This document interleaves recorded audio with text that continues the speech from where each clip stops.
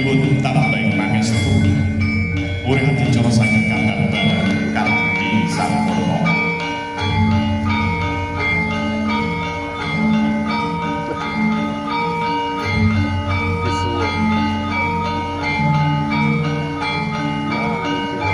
Ana kayokan jaman kang dumadi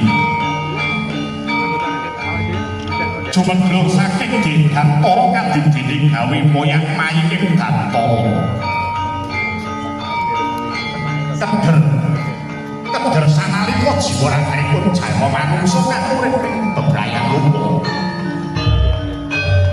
Durikala kamidhangetake swara guruh kang tumurun saking Gantara ganjung ing Gantara.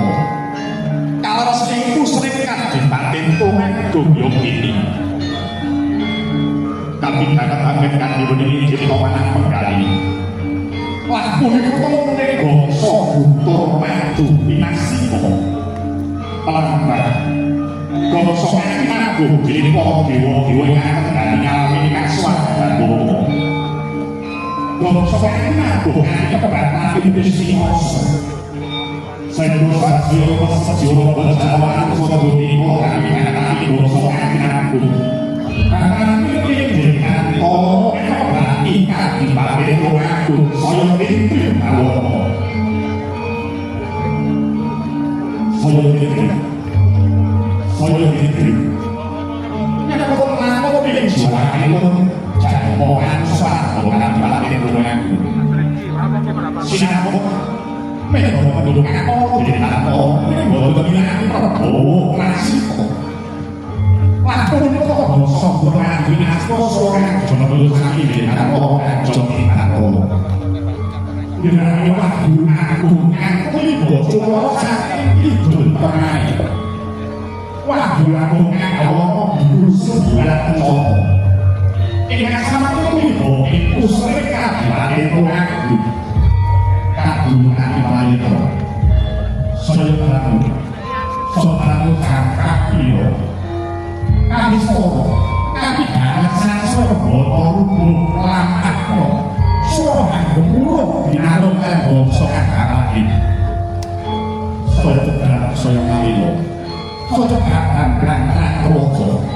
saya kira saya gumentok kiasi womongan dan sempomo lebih mengampai syukur dan bawa kami diri kami orang ikan mungkin terbawa itu Agung saking laga Gandok Bandung Pranyoto ingkang prampuk ing Madyaning Kadipaten Tulungagung Pusening Kadipaten Tulungagung Prabu Margawa Sumbiran Cakya kang gawana biru ageng dalu ngiringi lampah Nirabaya Agung saking Gandok saya dedak saya ngalilo saya Prabu Indah sinawan dening para kadang salebung rebut pating caleng gojek gumuyu sedaya kepingin hampir sami bali wisma Agung kebak Indah minangka wis ing saking Gusti cumarot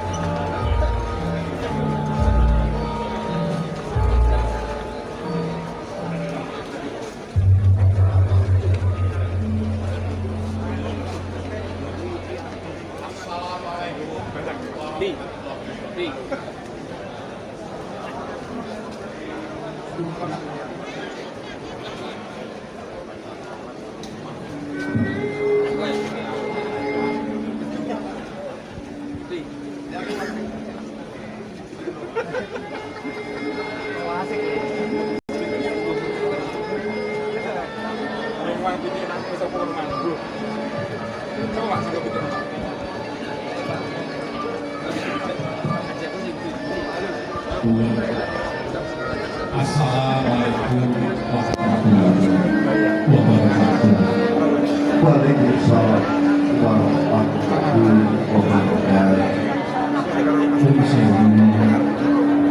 Ya, kula nuwun kepada kula surat boten disebut monggo dan dinilai malah kula tentu sangat senang, tentu sangat bagus. kalau bebasan lanjut dari lakukan sanggu angin kurang alamu berdengar kira buku wajib bagi nulis dengan menikah parias positif wikik sakit budi ini